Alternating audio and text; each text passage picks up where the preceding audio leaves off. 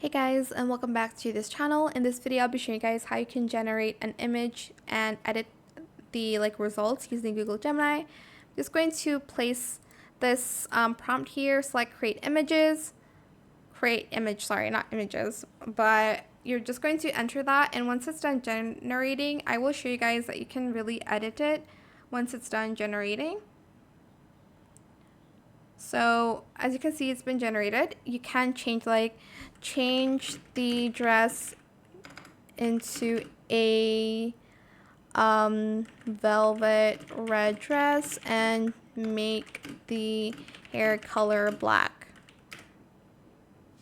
Then you're just going to press enter. Oh my gosh, I hope you did not hear my belly rumbling because I'm hungry. Anyways.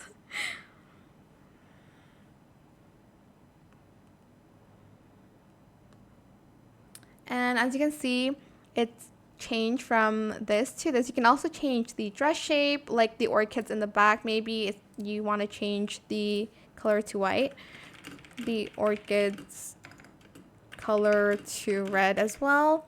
You can do that.